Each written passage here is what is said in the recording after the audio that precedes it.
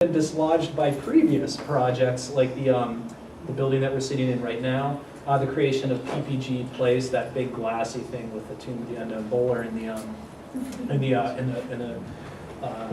plaza there.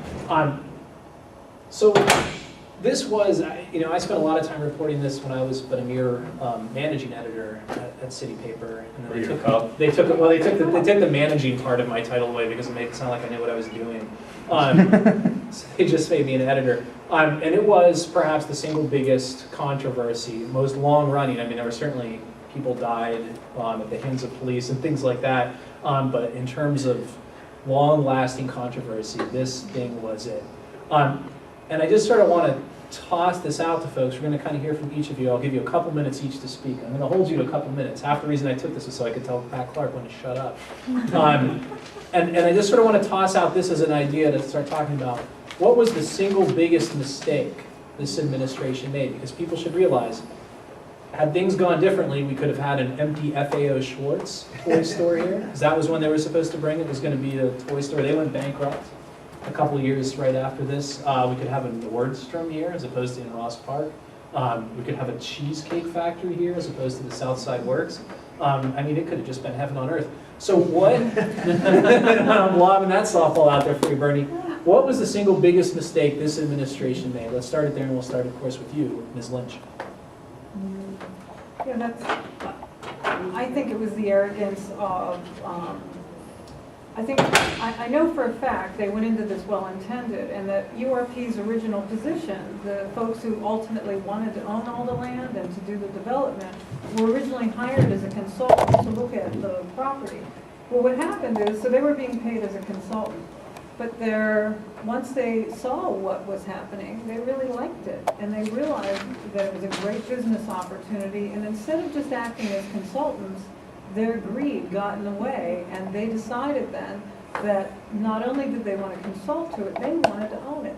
And I think at that moment, the mayor and his staff sitting there going like, sure guys, we'll give you everybody's land, let's do that. I mean, the stupidity of that moment, and I feel like having now worked in a mayor's office by Mayor O'Connor, who at the time was a city councilman. There were 3 council members who were against this plan, and he was one of them. And when he went on to be mayor, I went into his administration with the notion of, that's what he wanted me to do, is kind of finish the story, as it were. And that's not what I opted to do, but to kind of circle back, I just think when you have a mayor, and Rob now sits in that position as the urban redevelopment director, and when you're in that moment where everybody gets caught up in what could be, and when that developer has this great harebrained scheme about how they want to own everything, it is the responsibility of a responsible government to say, no, that's stupid, that's not how this country works. We're not Russia, or Russia in the days when when people would just go do land grabs and take one person's personal property and give it to another. That's not what we do here. That's not how our society works. So to me, the biggest mistake was that moment that they all got caught up. And I've been in those rooms where everybody gets all caught up in what could be and what the vision is. And stupidity rules. And it's not going back to what our basic principles are as people and how we would treat each other. The greed of that developer takes over and rules that meeting. So we got URP the same way we got Dick Cheney as the vice president. He was supposed to look for the best vice presidential candidate, and my gosh. Yeah, Modesty forbids me from saying. Okay, thank you. Now we'll turn it over to Rob, who I think for those who aren't familiar should be aware that Rob was not at the URA at the time this whole thing was going on. With Clark in bars downtown. Yeah, he was an activist. You still do a little of that, don't you? There's a little conspiring in bars downtown, is there not? There is. Okay. So Rob here now is the head of the URA, and maybe the one Ravenstall appointee that not even City Paper can think of anything mean to say about. So. Yeah, every time. The night is young. What do you think, Rob? What was the biggest mistake? I mean, it seems to me, and from the get-go, it always felt to me like the biggest mistake was that the way Pittsburgh was going to compete was to be like everybody else, and that this kind of homogenization of downtown was going to be the savior that it was a proven entity, that was a proven way to get people to rush the doors, and that, you know, I don't know, I feel like Pittsburgh has always been a tad unique, and even instead of trying to figure out how to solve this problem of an abandoning downtown, right, it was a real issue, in a grassroots way. Mike Rose, ladies and gentlemen. Again, this notion that, wow, we could be just like Cincinnati and win the day, that seemed like a big mistake.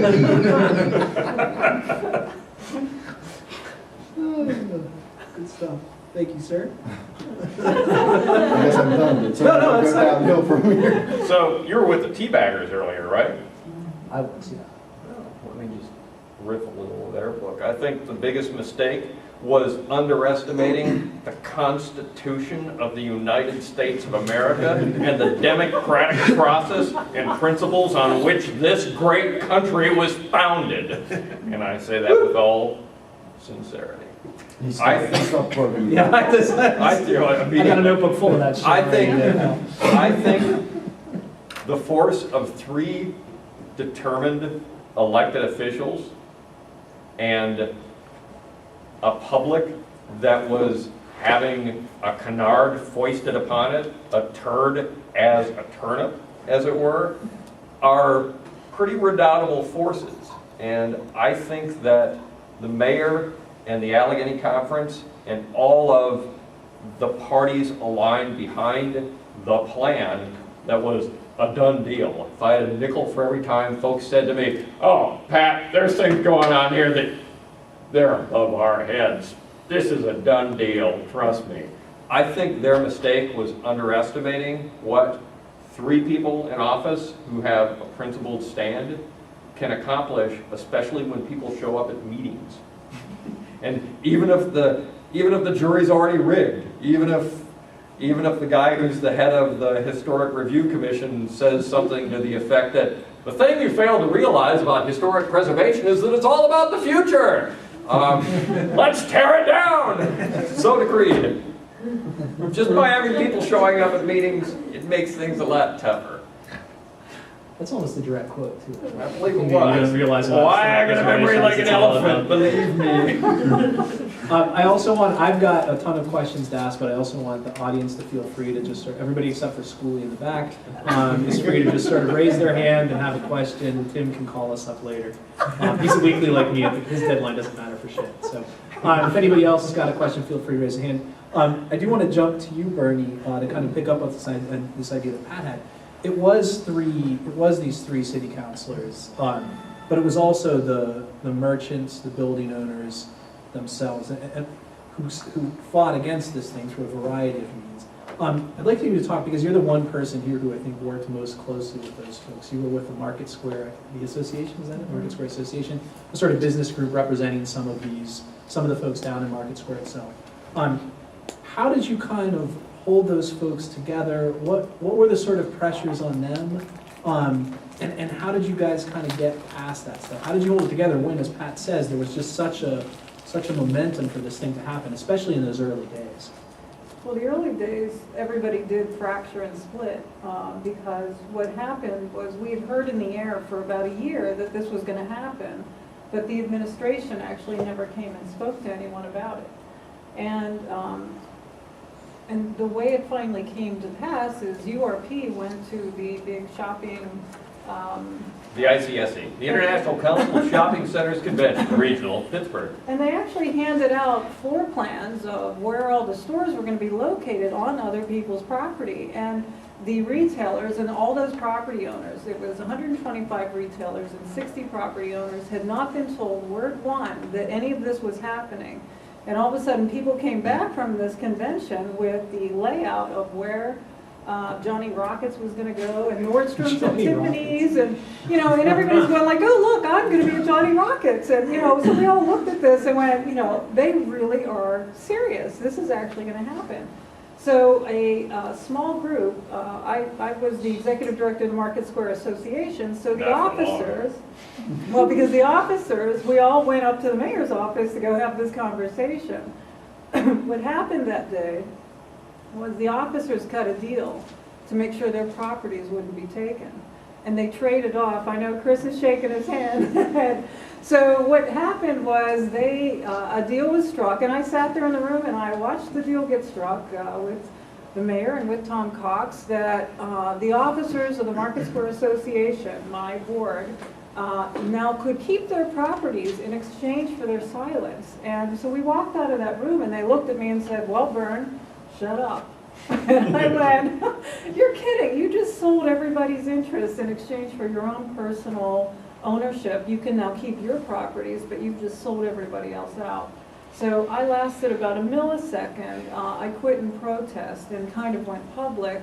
And that's really how, the retailers, when you say, how did you all stay together? Well, what happened from that point on is obviously those who got cut into the deal to keep their properties, which the one vice president owned 9 properties, so it was a pretty significant amount he was able to keep.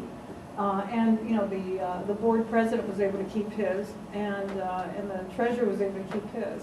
So it was kind of interesting.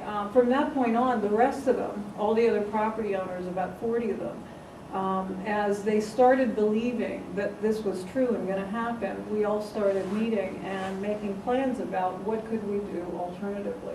And yeah, it took years. I mean, it was about a 3-year fight between the retailers and the property owners, and that's the rest of that story. But when we talk about how did we keep everybody together, for me it was hard because at this point I was no longer getting income, from this project, and yet it was consuming, 80, 100 hours a week of my time in organizing this. But now I had to go get consulting employment with other clients and get paid to not do this, but now this became my volunteer work. So it was really difficult to kind of keep it going, but thanks to email and the rise of the electronic communications, and things got easy because, believe it or not, email was only becoming widely used then. And we had a lot of retailers and property owners who were older and didn't have those things. So we knew who we had to hand deliver to, but we had a lot of meetings,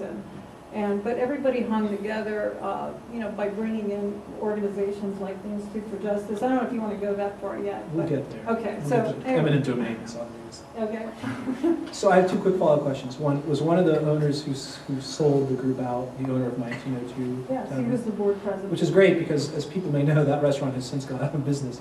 But he did sell it before it right. went out of Oh yeah, that's true. The other question is, you mean we could have had a fucking Johnny Rockets? We Is could that have what had you're Johnny telling me? Rockets. Instead, what do we got? Thank you, Brady.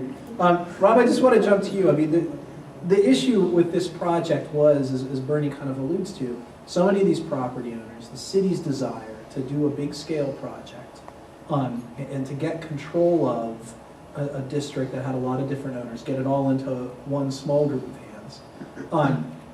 And I guess the question for you is at this point, looking at now, is that something the city no longer intends to do? Is that just the kind of project that you as the director now of the URA would avoid doing? And if not, if you were going to pursue something like that, how would you approach these different owners now, knowing what we know as a result of the Murphy experience, as it were?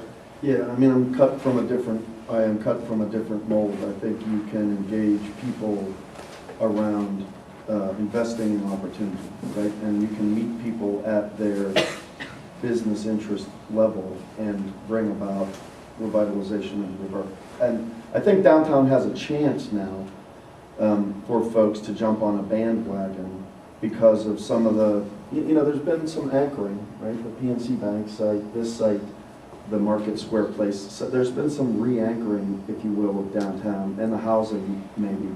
And so now it's about community development. It's about driving stakeholders, existing stakeholders, into a risk-reward situation where hopefully reward is what wins the day there.